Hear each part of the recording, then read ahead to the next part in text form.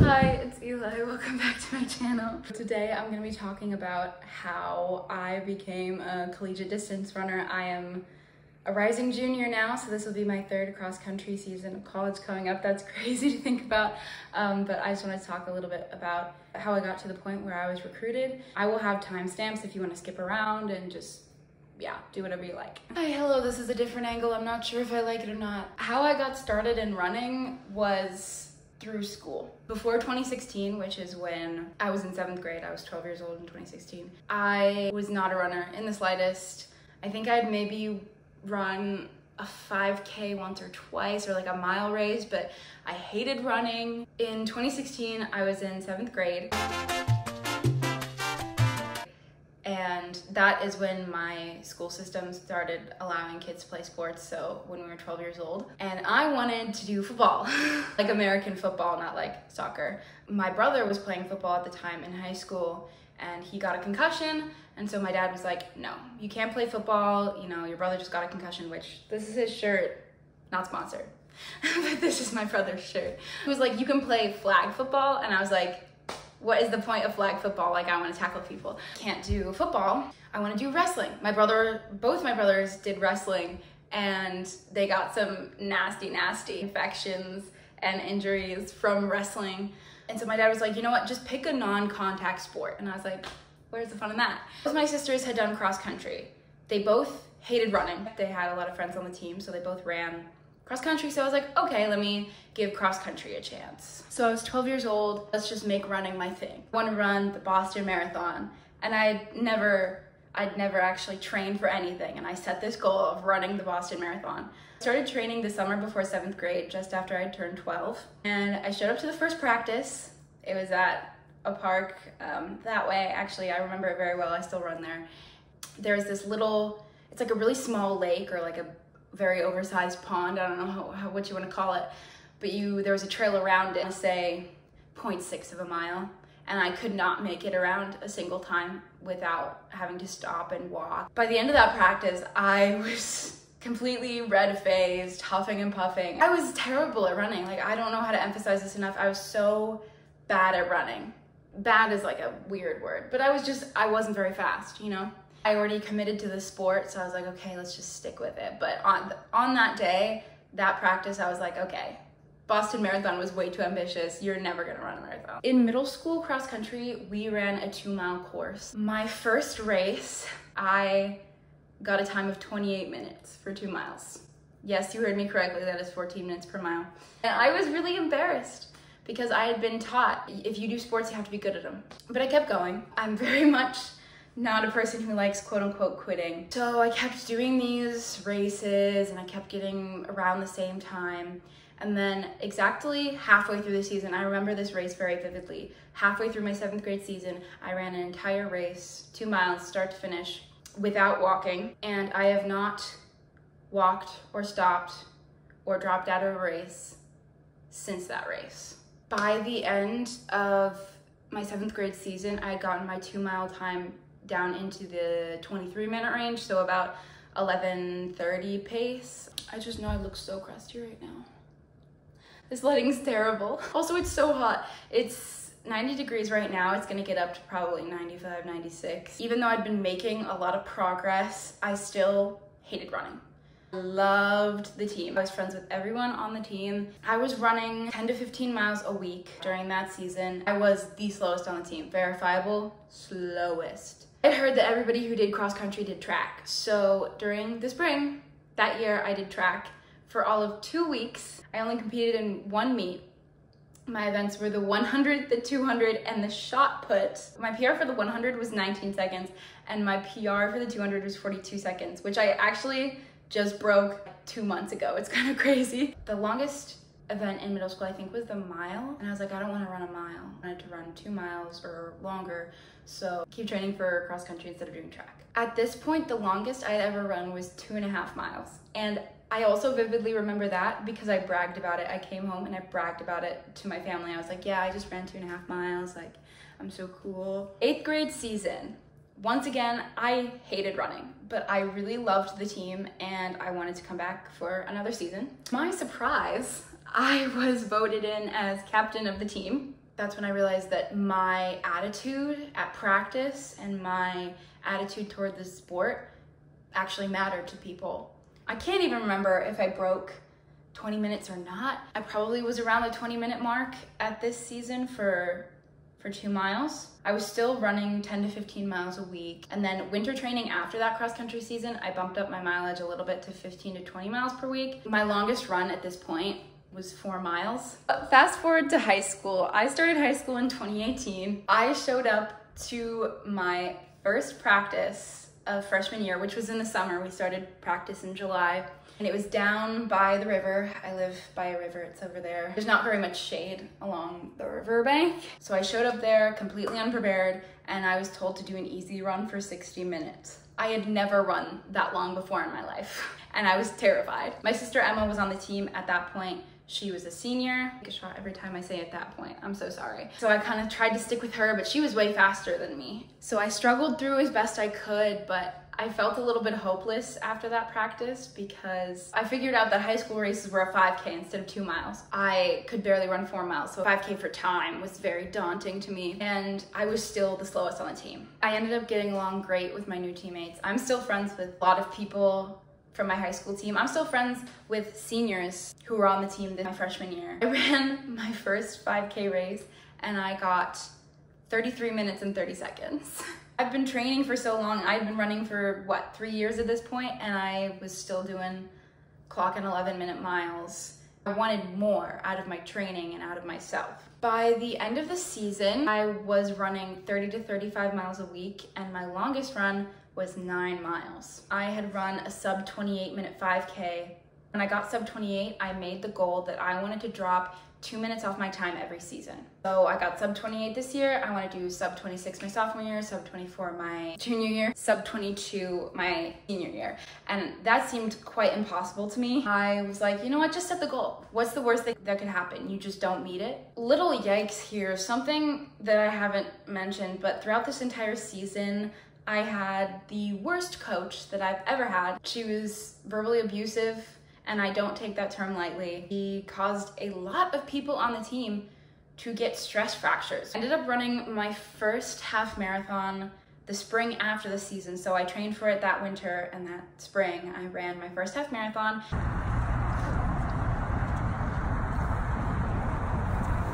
We got 1 more mile.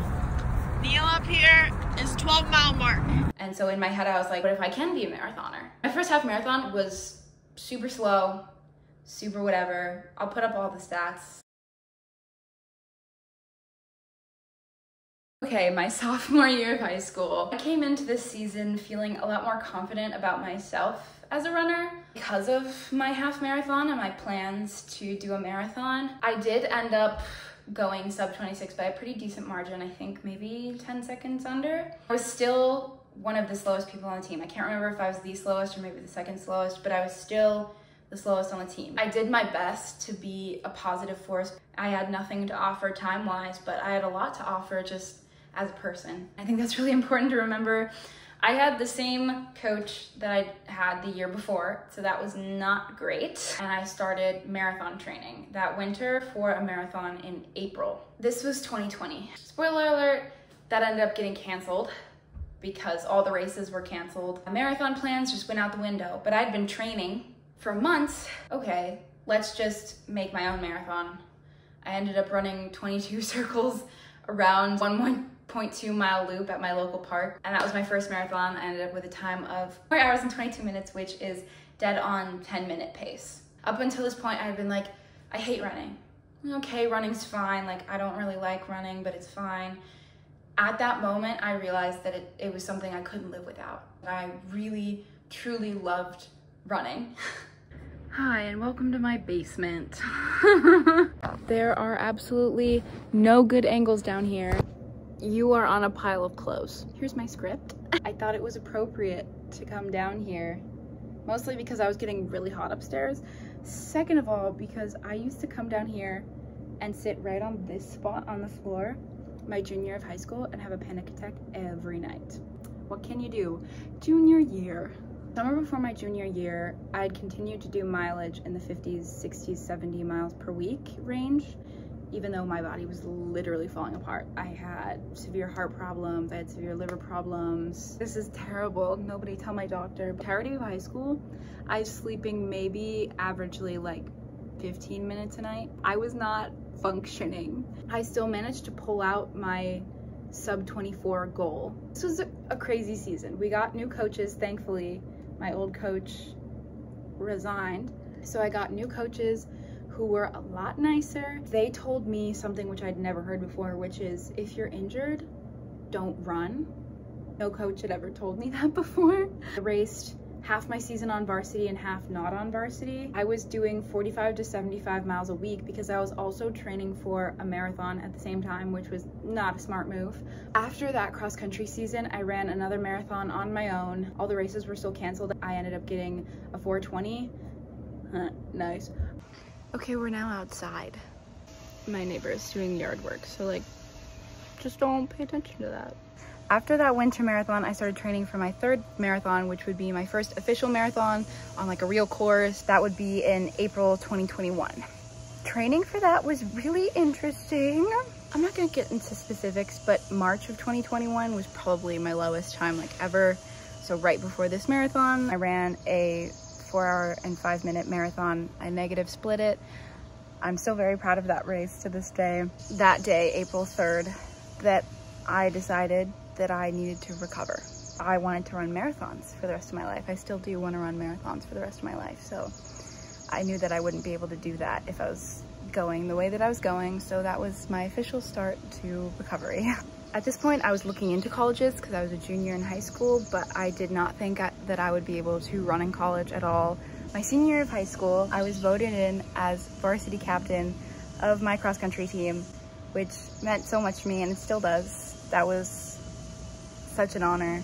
I ended up running a time of 22:12 at the conference championships. This was my first time going postseason, which means going beyond conference championships. I competed at districts and regionals, and I had such a fun time. Those are legitimately some of my favorite races that I've ever ran. I had really bad hip problems the entire season. At the end of that season, I won my junior coach award, which I'm also very proud of to this day. After that cross-country season, I learned what D3 running was. I was already applying to a lot of smaller D3 schools because they're likely to give out the most financial aid. I looked up the coach's email for every D3 school that I was applying to. I applied to, I want to say 10 schools, so I probably emailed maybe 6 or 7 coaches because yeah, I was applying to 6 or 7 D3 schools. I sent them an email. I said, hi, like I introduced myself, this is my name. I'm interested in running in college. These are my times. This is my resume, you know, all that. And I asked for a phone call, like, hey, can we discuss this further? And that's what you have to do. If you want to get recruited by D3, they don't have as much recruiting money. They don't have as much time, but I guarantee you that they all have recruiting questionnaires on their website. So go to their website, fill out their recruiting information, or contact the coach directly.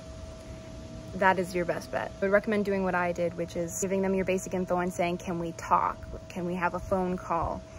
Because that shows that you're interested, and it also allows them to get to know you beyond just some numbers on a page. I ended up getting calls with 3 different coaches.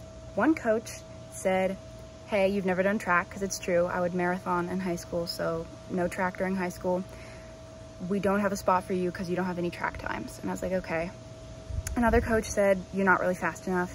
You can train your first year of college and then come talk to me. If you're not interested in me now, then I'm not interested in you. Third coach, spoiler alert, he is my coach now, said, yes, we would love to have you. Let's set up a phone call. We had several phone calls, and I explained my marathoning experience and what my educational interests are. I ended up going on a visit to Lawrence, and I met the team, and coach showed me around, and that same day I committed to Lawrence. I was signed up for a marathon in the spring of that year, just before I'd graduate high school, but my hip injuries had impacted my training pretty severely, and I ended up downgrading to the half marathon and just pacing one of my aunts to a half marathon PR. I did end up winning my age category even though I wasn't really trying, but I got a cool shirt. So hot summer, the summer before college, I was running 40 to 45 miles a week. I absolutely love college running, seriously. Like high school running was so fun, but college running is just a whole different level. I love Division III running. I love my team and my coaches. Best advice is to just reach out, do what I did, and make the first move to show coaches you're interested. They want student athletes who are willing to take that initiative, and like I said, they don't always have a lot of money for recruiting, and so it is a little harder. Also, know your worth. Like I said, not every Division III school was interested in me. D3 is very competitive. You will still get rejections no matter what division you're trying to go to. I really believe you can find a school that's right for you with a program that's right for you. I only reached out to schools that I had already applied to, and I said, okay, I'd be okay going to this school, and then I looked into the team. So the team was the deciding factor, but I would have been okay going to any of the schools. You can do it. Running in the NCAA is so much fun, especially if you love your sport and you love your teammates. It's really worth the time and the effort. That's it. Sorry if this was long-winded and whatever, but if you have any questions, leave me a comment and I will get back to you. Okay, bye.